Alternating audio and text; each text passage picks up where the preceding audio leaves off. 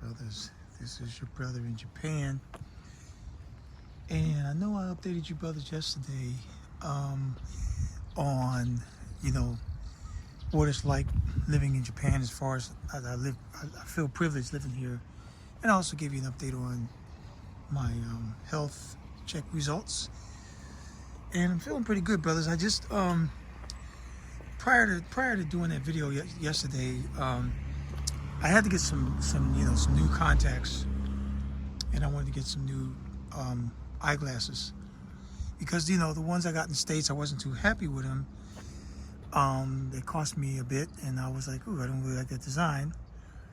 And then the contacts were a bit pricey, and so basically they were just plain contacts, no UV protection, none of that.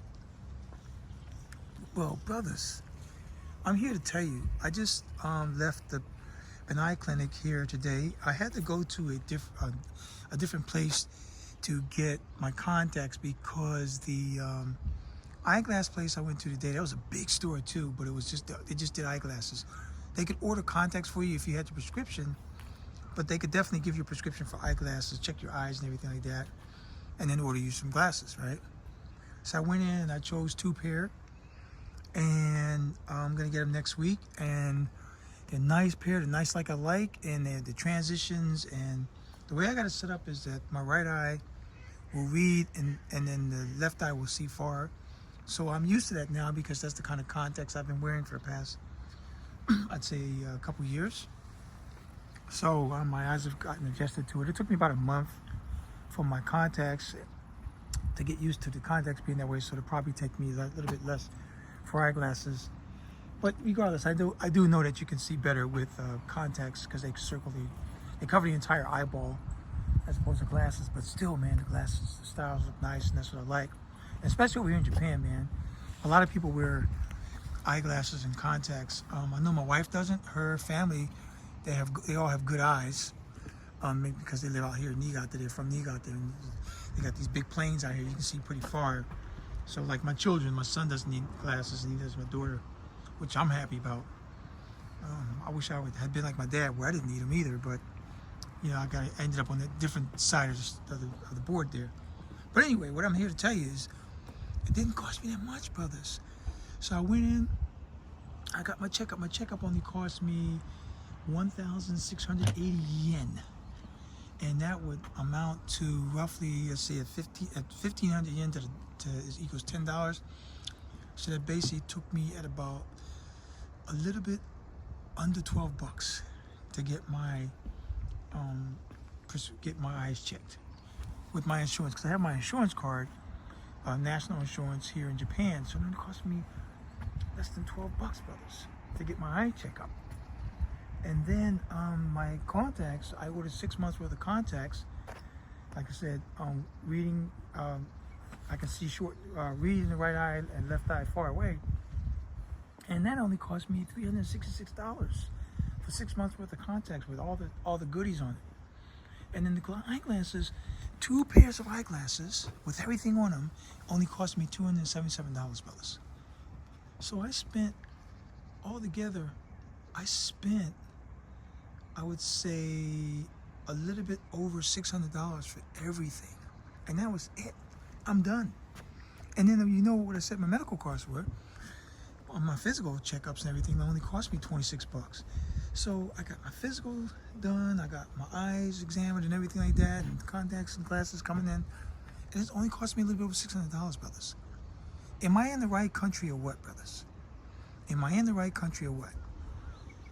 So I'm here to tell you, that's what I mean too by saying that I am hooked up over here in Japan. I really am. I feel so privileged. And it's funny because I'm over here now looking at these leaves get shrink or go down. They're all dying now because the season's over. And so now pretty soon we'll be able to see the water that they live in. And then a month later, or maybe a month and a half later, this whole place will be covered with snow. And they'll be dumping the snow that they get from all these areas into this park. Yes, that's what's going to happen, brothers. That's what's going to happen. But still, even with that being said, it's just a lovely place to be. Once again, I'm here in Takata Castle Site Park. It's a really nice place to be, as always. I always love coming down here. And I come here a lot, like I said, because I live close to here, and everything that I do is close to here. So my banking is closed, my eye clinic is closed now. You know, everything, you know, like I said, the house that we're getting built is close to here. So everything is very close to this part, brothers. You know, it's going to, it's very close. So that's what I'm saying. You have to get here, you know. Now, one thing I was going to tell you, brothers, the way my wife and I got it set up here, man, like I said, we got connections. So I'm going to tell you about the connections once again. So, you know, you can call this video Connections Part 2, if you will. Or Life Privilege Part 2, whatever. I'll figure out a name when I upload the video, you know. But here's the thing. When we got here, we had to get a lot of things. The first big thing we got was our phones. We had to get our mobile devices. And, you know, my father-in-law had to sponsor us for that because we didn't have any guarantors here. And, you know, my wife, just getting back in the country, didn't have anything going on with that. So we had to get my father-in-law involved. So we got our phones. So our phone company is NTT Docomo. Next, we had to get our car. And we got our car, and we got a dealer that we deal with. And this guy has been nothing but the best. I mean, you know, anything to do with vehicles or a snowmobile, because we're going to get a snow blower when we get our house built. Anything to do, like we want for Honda products, he's the man. Like the end of this month, I'm going to go there and get my tires changed out. I got my winter tires sitting in my garage right now, and then I was going to do it myself. My wife said, hey, they'll do it. I said, all right, I'll go and get it done there. So I'll take my tires over to Honda. They'll get my tires done. They'll make sure everything is good and get that all out the way. So that guy, he is our car guy, bar none. Of course, when I buy another, I'm going to get my Mercedes, then it's going to be different. But still, in Japan, what I notice here is you go to the same person. We have a guy at the electronics store called the Kojima Big Camera. We get all our appliances from him. So we bought a few appliances when we moved into this house. And when we get our new house, we're gonna be buying a whole shitload of stuff. So we're gonna go just to that guy to get our stuff. So he's our electric guy. I had to get a suit made. Now I got my suit guy. And then we had to get some shoe repair done. Now I got my shoe guy. I can't remember anything else. Oh yeah, and the builder, who's gonna be getting rebuilding our house to, the company Ishikawa House. We got our builder. So it's like, and each and every person that we do business with is our main person, and we don't go to anybody else but that person. And it makes it so much easier for us because they tell us so much about what we're interested in. I mean, we can call them up, pick the phone up right now and call my man over at Honda and say, hey, I had a question. I noticed that the new CRV is going to be coming back out. What do I need to do?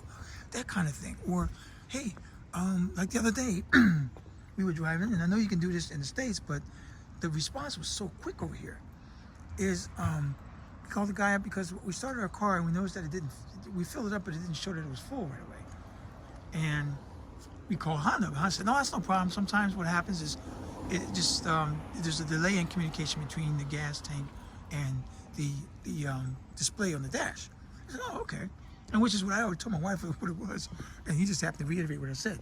So my point is you get so many things over here, and the service is so good that when you latch on to one person for something, you stick with that person.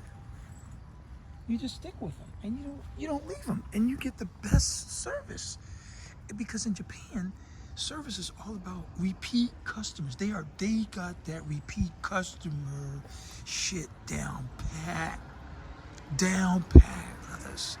In Japan, they do the repeat customer stuff. They're really good at the repeat customer thing. They really are really good at it. And I'm gonna go this way because I got some activity over here. But they're really good at the repeat customer thing. So they keep you coming back and keep you coming back and keep you coming back for more. And they don't charge you all an arm and a leg. You're not paying for all this. You're not getting ripped off for that. You're not getting scammed for this or scammed for that. Because Japanese know that the minute they mess up with you, you will never go back to them. Ever. Never go back to them. And in Japan, by the way, is a one-try country. So, that's why people are so stressed out, because they only get one shot at things. So when you go to school, you have to plan well. That's why they're so stressed out if they don't make that test. Whenever they get ready to go to college, they have to take a test to get into college. And those that don't pass, guess what? They're going to have to go to vocational school or trade school or go another route, right? They can't get into college. That's why you don't see that many people. I mean, a lot of people graduate from college, but the percentage is low. The number of college graduates is lower. And like I said, my wife is a college graduate in Japan. So that's a pretty special deal to put on someone when you have a college degree here in Japan. I have a college degree. I have a few college degrees. My kids will have college degrees. So that is a very important thing here in Japan. Very important, because you will see the difference when you go through your career progressions. So that's why over here in Japan, you don't commit crimes. You don't do anything that's going to shame yourself, your family, your personality, whatever the case may be, your character. Because you only all get one chance. You get that one chance. It's not like in the States where somebody could fall on their ass and be down on their luck. You hear see many stories. He just can't. He used to be on drugs. Now look at him now. He's a politician. Or he's this, that, the other. Well, I'm not saying that that's a bad thing, because I respect the fact that people can come back. All I'm saying is that there is a big difference in the way things work as far as society goes between the two countries. See, there's a big difference. There's a big cultural difference there. See, as to why things don't pan out the way they do in certain countries and why they pan out in other countries. And like I said, Japan is not the kind of country where, oh, he was down his luck and now he's back. No, that doesn't happen. The bottom line is you fuck up, you fucked up forever. You fucked up for life. That's how it works in Japan. And that's why the 3 times I've been living in Japan, I've always kept my head on my shoulders. I always made sure that I was an upstanding citizen each and every time, because I did not want that stigma placed on me as a person a troublemaker or a person that's a loser or a person that cannot be successful in this country. Because I've done what I did, because I paid my dues, like my daddy used to say, you got to pay your dues.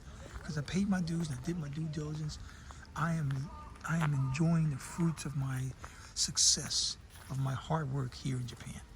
My social hard work, if you will, here in Japan. So that is something that you brothers need to know. You know, you got so many people wanting to come over here and they want to do all kind of things. And, yeah, we can talk about chasing all the women you want. Yeah, chase them all. But like I said, eventually, you will have to come to some sort of meaning in life, if you will. Because the rest of your life is spent with your families that you create. The rest of your life is spent with your family that you create. And like I said, I've been married to my wife over 16 years, so that means that I spent most of my adult life, I mean, not most of it, but a large part of my adult years married to my wife. I loved my running years married to my wife. You see what I'm saying? I'll spend the rest of my life married to my wife. So, because that's my life. That's, to me, that is, brothers, for all intents and purposes, that is the real life. That is the true real life. Your real life is when you get your family and when you start to raise your children and you start to take your family places and you make sure that your family has a warm belly and warm place to stay and live. That's what happens. That's what happens. You know? Because it has to be that way, brothers. There is no other way. It cannot be any other way. As a man, you do not need your woman taking care of you. You need to take care of your family. That's what needs to happen. That's what always has to happen. You know? Because if that doesn't happen, then you are going to find yourself in a very uncomfortable situation. That's what you're going to find. So see, I'm over here at Takata Castle, and I got quite a bit of activity this afternoon, as it seems to be during school day. The kids are running around because they have the schools all on this property, on the other side. So the kids are coming out. So I'm going to actually do a wrap around because I don't really want to draw too much attention right now when I'm doing my video at this point in time, which is not bad, but I'm just in a different mood today as far as wanting to say something to you brothers that's near and dear to my heart. And as I walk in this beautiful part of peace and tranquility, and where I don't have to worry about getting, like I said, shot or stepping on some broken needle or stepping over a homeless or seeing some tent somewhere in the park that's not supposed to be there. If you look around, you don't see any tents here. None. And they cover the trees. You see those trees? The little trees are covered up. They cover them up every winter because when the snow comes, they don't want the snow, because the snow is heavy and it'll break those trees down to keep them from growing. So they don't want to do that. So what they do, because they planted those trees to grow, and the big ones are strong enough. Like these are all sakura trees, the one that bear. And they have various trees in here, but the big ones are strong enough, of course, to hold themselves in the snow. But the little ones aren't, and so that's why they cover those up. Now, I wanted to tell you, brother, something. So this year, we saw some pretty colors, but we didn't really have a good color year this autumn because the summer was so hot. So what happens, and I didn't realize this until my mother-in-law started talking about it, because I just thought that, hey, whoop-de-doo, the color's going to come every year. You're going to get the colors. Well, no. You get the colors, but like this year, I noticed the colors wasn't as vivid. It wasn't red, really. It was a lot of brown in the hills instead of the red, and a lot of leaves had already fallen off. Because what happens is in the summertime, if it's too hot, then the leaves will fry, and then they'll wither and fall down by the time it gets cold enough to drop. Instead of hanging around and changing colors and going through that progress, they'll just go ahead and they'll just like, well, we gotta go. The leaves are falling off the tree. We're done, and there's no color really. So it's like if you're looking at here at Takata Castle, where there you normally would be like red trees all around it, or orange, or they go through their color progression. But This year, you really don't see that much of it at all. It's just, the trees are just dropping the leaves instead of really coming through with all the fine colors that the autumn offers us. So we'll just have to wait till next year. When hopefully the summer won't be as hot, and then we'll see how the colors look. But basically, it's going to look different every year, and you'll know. So I'm supposed to be going to, my family and I are supposed to be going to Kanazawa, not this upcoming weekend, but the weekend after next. To this place called Kenroku Inn. So we're going to drive down there. I think it's about a 3-hour drive. We're going to stop in Toyama. I got to stop in Toyama. And we're going to I'm going to take my family to Kansui Park. They've never been to Kansui Park. And then we're going to hit the road to Kanazawa. And then we're going to hook up with my sister-in-law and check into our hotel. Or we might check to a hotel first and then get my sister-in-law either way. But, not necessarily in order. But yeah, that's what we're going to do. And then they have a night viewing in Kenroku Inn, which is free. At night, we can go see the light, all the tree colors lit up at night, which I'm looking forward to seeing that. I'm also kind of curious as to what those colors are going to look like. Because we were going to go to Kanazawa this past weekend, but I did my research and they said that the colors are probably going to be better viewed later in November. So, which may be the case here. I mean, I may come back here a little bit later in the month and say, oh damn, the colors are really coming in. But I can already tell that a lot of the leaves have already fallen off the trees, so that means that's a color that's gone. That's what that means.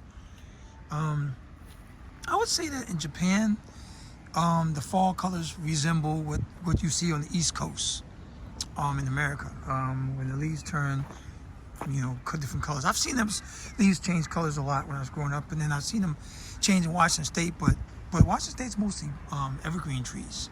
So the trees that are there were planted by someone else. They're not natural to that region. So that's why you might see those deciduous trees change colors in Washington State. But like I said, it's an evergreen state, so you don't usually get that. Or you don't get that much as you do back east. So yes, brothers, I'm out here, and this is your brother in Japan. I'm just letting the brothers know what's going on. I'm gonna go walk across the old bridge and come back around the back of the castle before I shut this one down. Now, I was telling you brothers about my viewership on one of my videos I did. I think that was the one where I called it Tough Love for My Brothers. Because like I said, I was really annoyed that day, when I was walking around. I seen all these white boys walking around, and I didn't see the brothers. And not to say that I'm not. Once again, I want to repeat. I'm not saying that white or anybody else should not be here. That's not what I mean. But what I'm saying is, I need to see some brothers over here too. That's what I'm saying. So today I saw another foreigner. He pulled up to the 7-Eleven that I usually go to near my house, because I went to do it, like get something printed out, because I can't find my print paper for some reason. But it only cost me like 6 cents to get a sheet of paper printed. So I saw him in his car.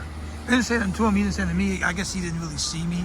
So I was like, oh, okay, that's pretty interesting, So anyway, you don't see that many where I live in this city. And I'm damn sure I've never seen another black man besides my son in this city. So I'm wondering when am I going to see another brother out here besides the brothers I'm up in Yoko, which I haven't seen since August. Because I think one of the brothers is in Thailand. He says now he splits his time between Thailand and Japan, which is what some people tend to do. They want to go to spend their time. Cleans you off.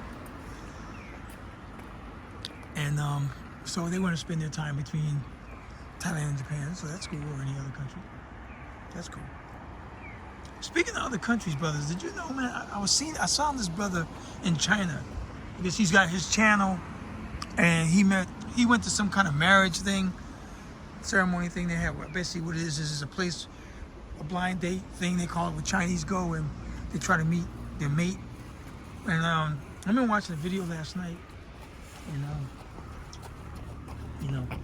I was watching it, and he was there, and she was trying to hook him up with somebody else, one of her girlfriends. And then I kind of like switched over to one of my other channels, and then I saw that he said that brother said black man meets his girlfriend at a marriage thing in China. So I'm like, oh damn, I guess they're feeding the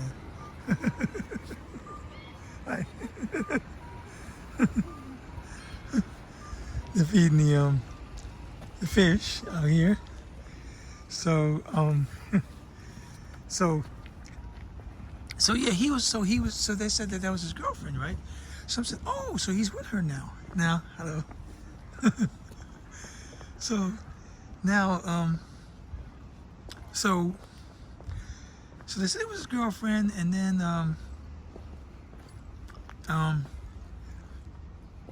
you know, they were talking, and I was watching the video, and for some reason I think this girl did plastic surgery because she looks too good. I mean, I'm not saying that Chinese girls aren't pretty. Chinese girls, they have a lot of beautiful women in China, but you can tell. I mean, but I think a lot of them, I know that a lot of them and a lot of women in Korea, South Korea, do plastic surgery a lot. I just know this girl did some plastic surgery. I just can't tell where. Maybe she did something to her cheeks or something. I don't know what. But she's an attractive girl regardless. But so the brother was on there, and they were celebrating. Yeah, you're my girlfriend now. Blah blah blah blah blah blah, and all this other stuff, right? So I'm like, okay, cool. And they're going out. But then, some point in the video, the brother said, he said that, so is your daughter gonna accept me as your stepdad? I was like, daughter? I said, what? And then this brother's from Burundi. He's from Africa. He's in Burundi. No, maybe that's not him. There's another brother. This brother's from South Africa. Yeah, this brother's from South Africa. And so I was like, what? She got a daughter. And so then I stopped. I think I watched it to the end, but then I got disappointed. I'm not going to watch any more of his videos because I'm like, brothers, that is not what you need to be doing. There are too many women in this world that have not had children. There's plenty of beautiful women out there who are childless. That's, you know, and quite frankly, a lot of them are still virgins too. So why would you put yourself in a situation in China, of all places, with a woman that has a child?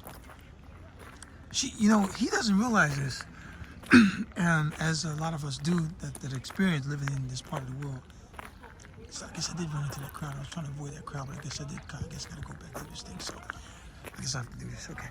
So, but he doesn't realize this, but that's the kind of like the lowest of the lowest in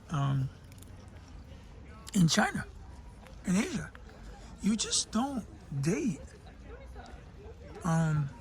women with children. You just don't do it. You don't date women with children. You don't get serious about a woman who's been married before. That's just not what you do in this part of the world. It's just not, it's not regular.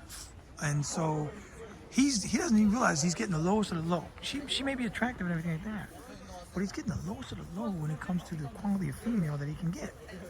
But see, that's what happens when you come from a place like South Africa,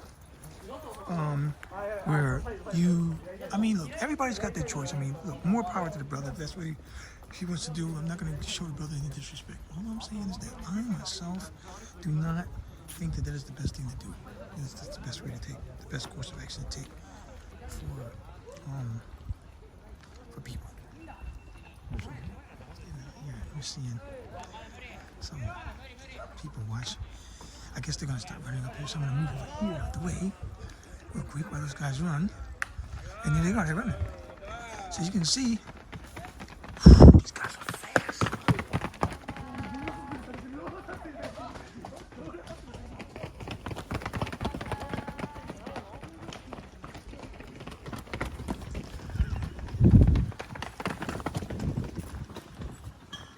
They're running pretty fast, they're moving. It's like we used to be in school. But one thing I want to tell you about these kids over here, these kids are in shape, man. Look at this right here, look at this view of the castle. So as you can see, the castle at night, they light it up in green, man. You can see the lights right there. It's beautiful, they light it up in green, brothers. It's beautiful at night, man, when they light it up. funny. I haven't been here at night. This is so weird. As long as I've been living here, I haven't been here at night yet. But I'm getting ready to go home because I didn't plan on being out here this late. But look at that. You can see the green off the castle right there. Yeah, it's pretty. It's pretty. It's really pretty. So, but yeah, brothers, I just don't approve of that, man. I just don't think that that's the best course of action to take. Hello? Hello? Hello?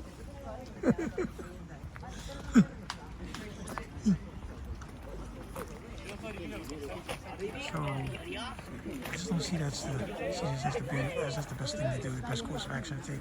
So that's why I try to be like that. Good luck, guys. Yes. Good run.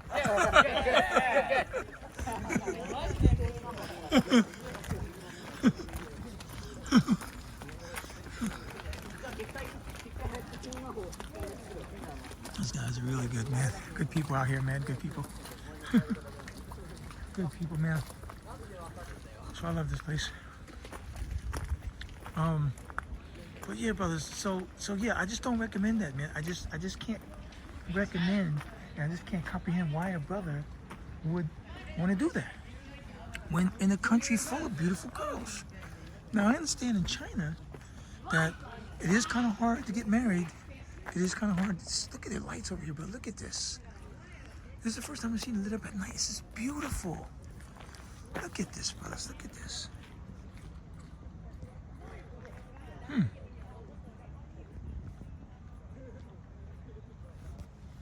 Yes. But I understand it is kind of hard to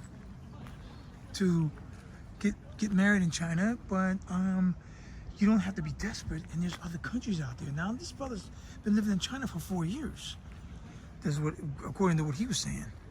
But, or did he say 2 years? Because I watched two brothers in Japan. In China. One brother, the brother I'm referring to, is from South Africa, and the other brother is from Burundi. But he didn't have a girlfriend. He was just on the beach, man. He was showing some really good beach scenes, and these girls were pretty, man. They were friendly and pretty, but you can tell that they wasn't really into dating and stuff like that. They just, they were just, wanting to take pictures with him or to say hi and whatnot.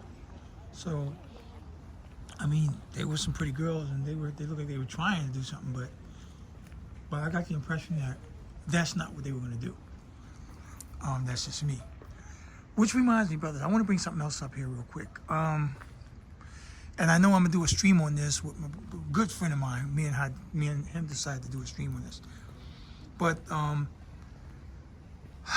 I got a message from a brother. I'm not going to mention any names. His brother's been in Tokyo for a couple weeks.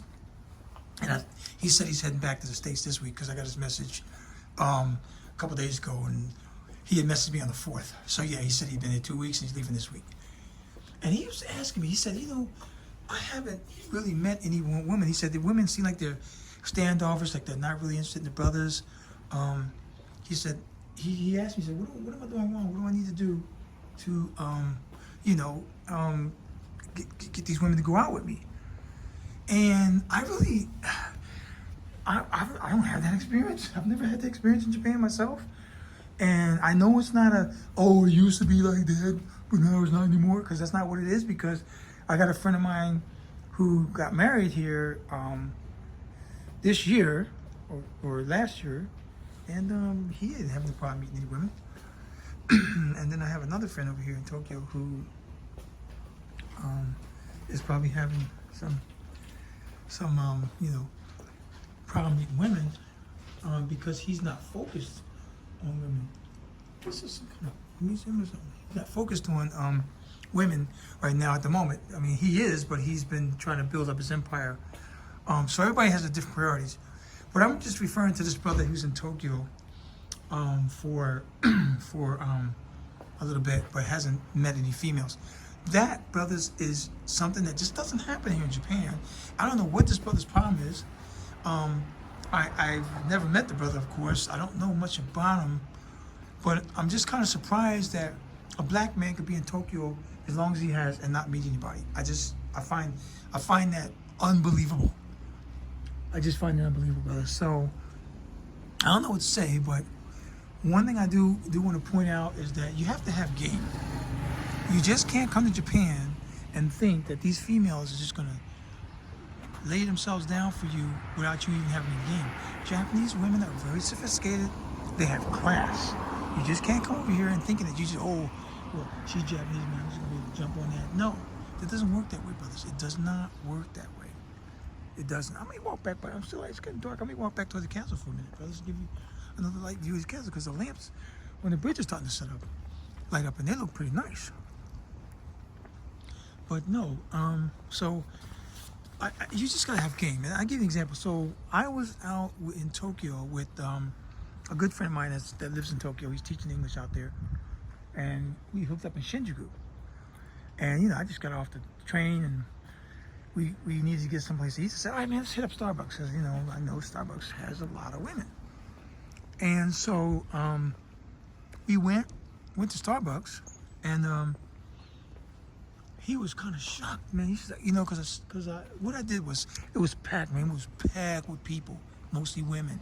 I would say it was like 90% women in there, and there wasn't a lot of seats. So I saw this one table where there was an opening, and it was like, I didn't realize that there was these two people benches, or basically they were little benches that one or two people could sit on. So that's what I noticed. So, and then there was an opening across, on the other side of the table, each side of the table, and then there was these women sitting there. So I went and I sat down next to the women, and I was assuming that my friend was going to sit across from me. Well, he came over, and he said, really up next to me, because he didn't know how the seating was. He thought, like I thought, there was this one long bench. Well, like I said, there were really like one-person benches, but two people could sit on them. And so I got up and I moved over there, because the girl that was sitting next to me, she had some space still on the bench. And I sat down, and guess what? She didn't move that much. Usually, if you're in the States, man, you like that. You used to try to sit on the bench. The women gonna say, "Oh no, excuse me, someone. No, I don't have no space. Oh, don't sit here." They're gonna make up some bullshit. But that didn't happen in Japan with me, brothers. I sat down next to this girl, and she just moved. I would say she moved about an inch, and I was like rubbing up on ass, sitting next to her. So I looked at her and I said, "Hey, you got nice hair." She was talking to her friend, but she immediately started listening to me. I said, "You got nice hair and everything like that. Wow, did you do your own hair?" She said, "No, I got a cut." And she was very friendly. And then her friend was trying to talk, but she was looking at me, man, trying to talk to me.